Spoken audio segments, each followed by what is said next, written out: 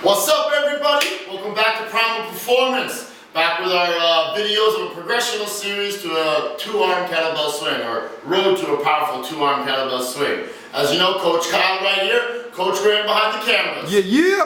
Alright, now, the videos that we have gone through the foot's relationship with the floor, diaphragmatic breathing. We've gone through lower abdominal control, we've gone through glute bridges, so these two learning how to fire your abs, how to fire your bum, and we've also gone through the plank. So now you're going to see how all of those things kind of progress into the actual movement of the deadlift or the swing. Today we will be talking about the deadlift because again I'm not adding the speed of the swing just yet. You need to understand how to control this with a slow tempo where the tension is perfect everywhere before I put the bell in your hand. So what I'm going to do is start off, I'm going to show you a drill, I want you to go with it. So Graham, follow me over to the wall here please. So, we're going to recap here now. What I want you to do first off, I want you just to bring your back up against the wall, and I want you to take a little step away from the wall. You may need to vary the size of this step depending on what you see on your first few reps, but nonetheless this is what we're going to go with. And I will reiterate during any two-arm swings that the mistakes that I may talk about are some of the more common ones, but trust me, there's a million ways to screw up two-arm swings, so anything I show here is not necessarily the only mistakes that you'll see in somebody's swing. But anyways, what I want you to do, you want to go through those progressions again. So, get a nice relationship with the floor with your feet. So you should be able to feel the toes grabbing onto the floor like you had like your feet were hands. Feel the heels, the balls of the feet and the base of the toes on the floor, and you're grabbing onto the floor with some vigor. Now, diaphragmatic breathing, so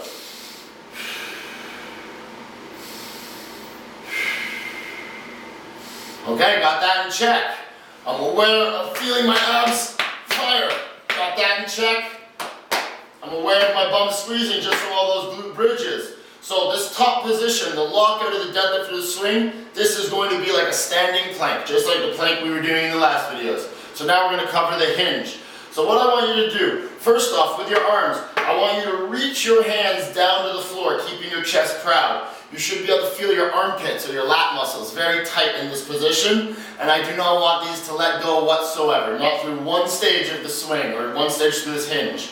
I want you to bring your hands in front of your crotch just to mimic where you'd be holding the bell.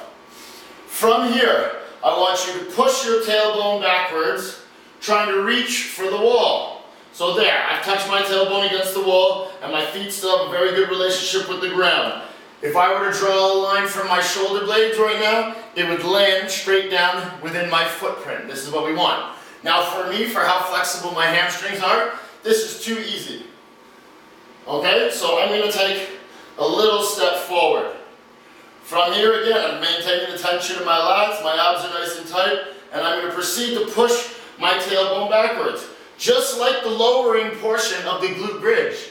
So here's the top of my glute bridge, here's the top or the extension of my plank, and now I'm pushing my hip backwards, loading up my hamstrings and glutes till I feel my tailbone touch the wall or my sit bones touch the wall. Now, you will get a feeling like you're falling backwards. If you do not have a good relationship with the floor, Graham, follow me back to the middle here for a second. If you do not have a good relationship with the floor, this pushing of the bum backwards, everyone's always going to feel like they're going to fall backwards and never have a good relationship or a good balance to the ground. So from here, you need to make sure good relationship with the floor, tight armpits, and I'm pushing my tailbone backwards. Now, at the bottom of the deadlift or the swing, no matter how flexible your hamstrings are, I always want your shoulders to be slightly higher than your hips. Shin has to be vertical. If it's not vertical, then we know you're probably stressing quads a little more than need be in the swing, because classically it is more of a posterior chain exercise or a hamstring and bum dominant exercise. So I'm here, my plank position. Pushing back, shoulder blades are over my foot, plank position.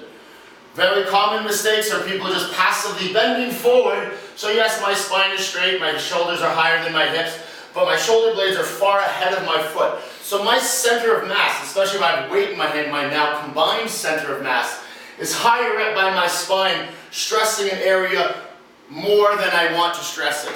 I want to keep the stress or my center of mass closer to my hips. So when you can get the tailbone backwards and the shoulder blades are over top the foot opposed to in front of the foot, you're going to be keeping the load way more back here where we want it. So, Graham, I'm going to have you come over because this is how tight you need to be. We did the tough love with the plank on the floor.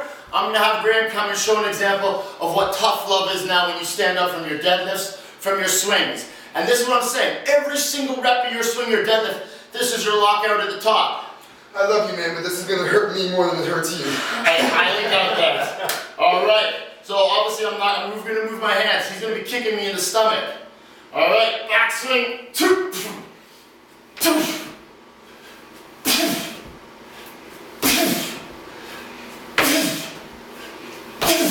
So there's the lockout. Squeezing my butt. Okay, now I want you to come around, hit me in the legs and the butt when I lock out. Make sure they're tight.